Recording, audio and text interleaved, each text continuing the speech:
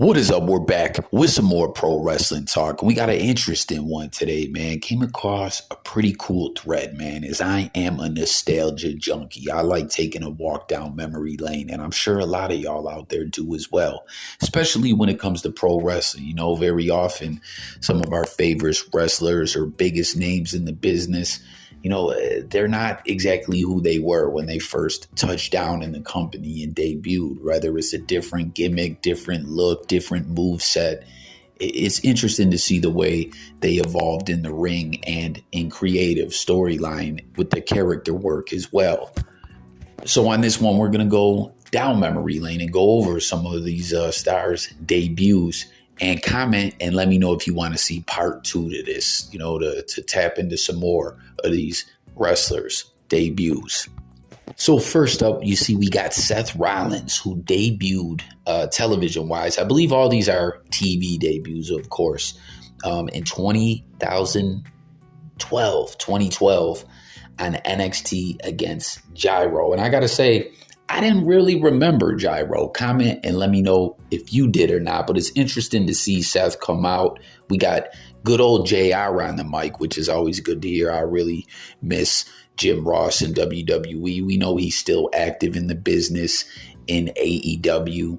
And let's give some prayers and good vibes out for JR as he is indeed in a fight for his life, man. The good old Oklahoman who loves his barbecue, who brought so much to the world of pro wrestling over the years, man. The Attitude Era, all that, it wouldn't have been the same without JR. And lest we not forget, he's been in the business even before that. NWA, Crockett, WCW, like JR is the man. We love you, good old JR. You're the truth, man. But with Seth, you see his look has changed, not so much over the years. This is, back when he had the half and half hair, the blonde, dark hair on the other side. And it's funny to see him come out. He's just whiling out, doing this. I don't know if that's a slam dance or whatever, with the kicks just whiling out. Looked pretty good in the ring. And they even mentioned as well during the commentary in this match that he, heavy part of his gimmick and with his music at the time was that he's like a heavy metal head. And something else, to point out is this is 2012. I want to say 2014, 15, he had the world title on him, right? Didn't he cash in at WrestleMania, the Money in the Bank after, who was it? Brock? I forget who wrestled. Comment and fill me in if you recall who that was. Wasn't it Brock was taking someone to Suplex City, and after the match, Rollins came down and delivered a couple curb stomps or head stomps or whatever his finisher was called.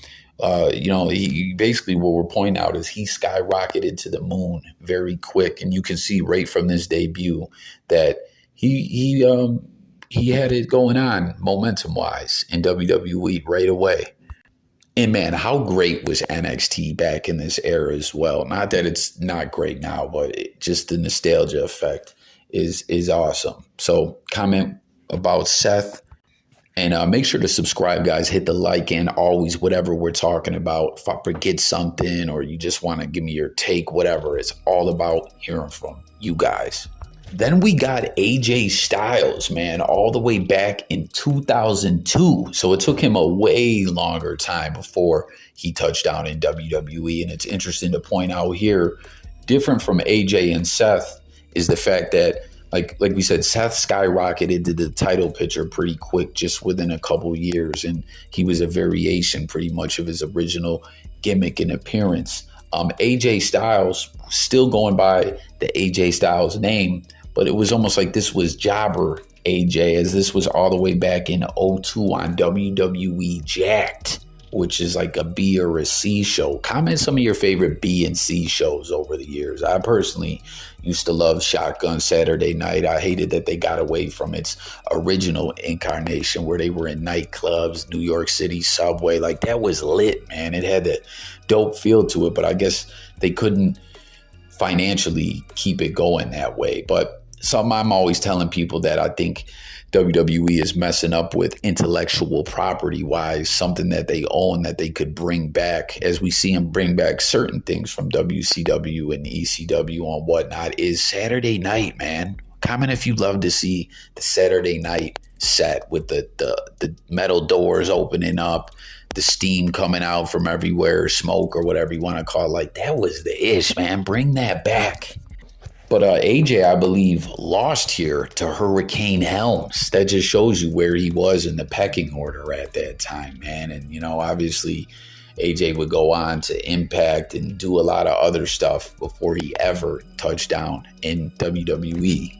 Then we got Cody Rhodes making his debut July 16th, 2007. So as we know, Cody's carrying the strap right now after his return to the company.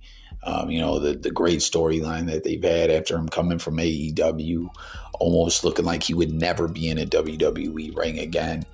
You know, his destiny's fulfilled, ended the history-making reign of Roman Reigns, who we're going to get to on this list as well in just a moment. Again, comment everyone your thoughts and if you want to see part 2.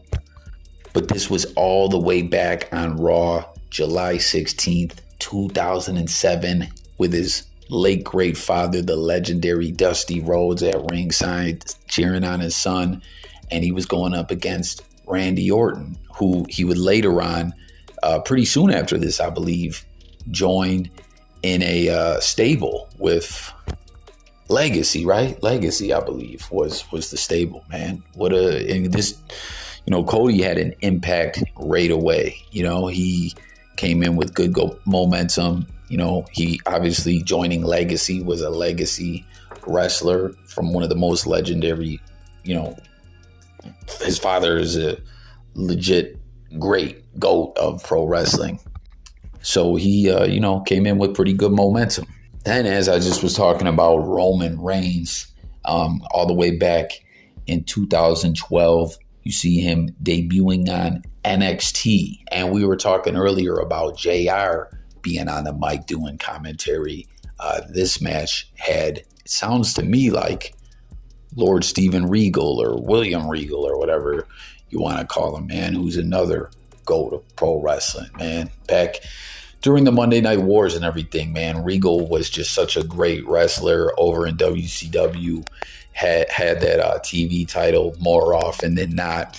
And as we talk about BNC shows just a moment ago, man, if you guys recall, like Saturday Night, Worldwide, you know, they would have a lot of great television title matches, cruiserweight title matches, some U.S. title matches, and Regal used to be on those shows working his ass off. Like, dude is the truth, you know? A lot of people say he's the guy that exposed Goldberg, not intending to make him look bad, but Goldberg just, you know, during that original undefeated run, had no business being in the ring with Regal. So he's on the mic, and I can't recall if at this time was he still the NXT commissioner, but Roman Reigns was going up against CJ Parker here. This is 2012 NXT also, which we just started this off with Seth Rollins' debut in 2012. You know, they would both move pretty soon into being the Shield with Dean Ambrose. Now, Jon Moxley. But I got to say, man, Roman looked pretty sharp in this match. Like, great worker, and put on a good match against Parker. Then another solidified living legend of pro wrestling who just returned not too far back. We're talking about Randy Orton, the legend killer, the Viper, right? This was before all that. Looked way younger. Not that Orton still don't look young and in good shape and everything for his age, but it's just like, this is babyface Orton with the preppy spiked, you know, frat boy gel haircut. And he beat Hardcore Holly in an upset with a pretty nice roll up, as you'll see. But you know, if you recall also, they were referencing this match as his tryout match. And back then, man, Orton didn't do the RKO. You guys remember that? This is even before the RKO, which is so hard to think of a pro wrestling world without RKOs coming out of nowhere. You know, I believe, what was his was it called the Sidewinder or something was his finisher at that time? I know it was like the same thing as MVP's Playmaker. You know, I think it was called the Sidewinder. Someone comment and let me know if I'm correct on that, or if not, fill me in.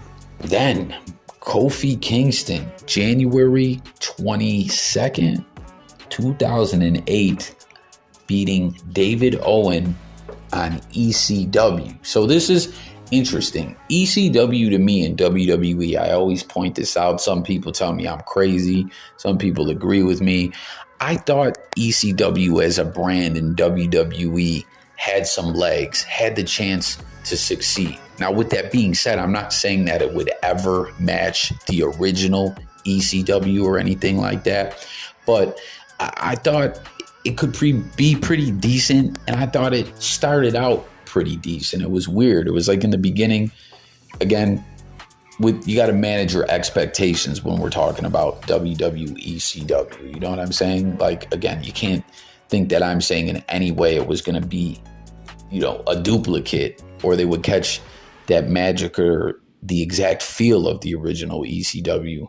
But I don't know. Do you guys know what I'm saying? It felt like it started out with some promise and they had some of the vibes of the original ECW, but then there was a point where things changed, and ECW, and this is in that era where ECW pretty much was NXT already before it was given the name NXT and was a developmental brand. You know, everything that was ECW like was sucked out of the brand at this point. Pause. You know what I mean? And they went on and had that big ass crazy looking Starship Troopers belt and all that.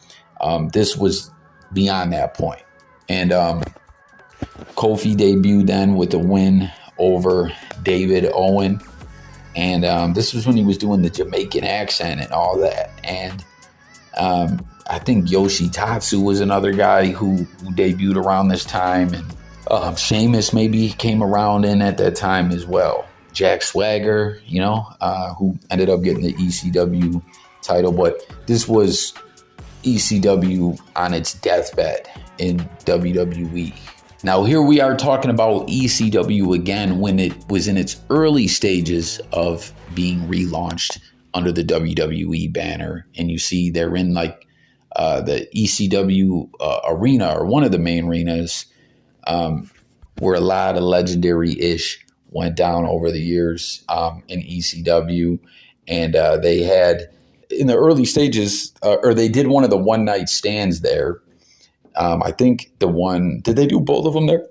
I can't recall. But this match, though, it was CM Punk defeating Justin Credible with the Anaconda Vice, which was cool. A move we saw less from him over the years. And you see he hit that combo with the fury of slap, kick, the Muay Thai and all that. It was cool, man. It is dope to see. I was a big fan of Punk upon his debut in WWE and this ECW brand. A lot of people, you know, knew him before this in Ring of Honor or Impact, I believe, or both.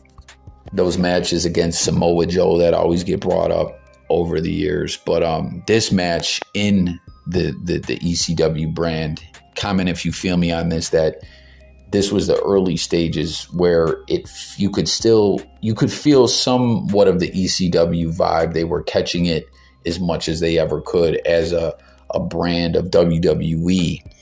But, you know, obviously, like I just said, it wasn't to last. It wasn't to be. But I felt Punk felt like a guy you could see in ECW as well. And this was a good match. And they brought Justin Credible back, who was an ECW guy. Obviously, in WWE, a lot of people knew him as Aldo Montoya, who also was like a member of the Clique. But this was a good match and a good memory here. And, you know, let me know your thoughts. And again, if you feel me on this, that ECW at this point in time was decent, as good as it was ever going to be as WWE. So that's going to do it for this video. That's the last debut that we're going over. But again, I want to know if you guys want to see part 2. We got more to go over. Remember, like the video, share the video if you'd like. But more importantly, comment. You know what I'm saying? This is all about hearing from you guys. I had another pro wrestling channel that we had some good momentum. It was hitting decently in the algorithm, and we were having a lot of great discussions about pro wrestling. And that's what I'm trying to do here. So subscribe, help me get the numbers up, help me get these videos out there, help me link with dope pro wrestling fans like yourself and have the great convo. And, we're going to do live streams where you can call in and we'll talk pro wrestling, old stuff, new stuff, everything in between. The news, we're going to talk it all over here. So there you go. Part 2 coming. Hope if we can get the interaction on this one. Peace and God bless.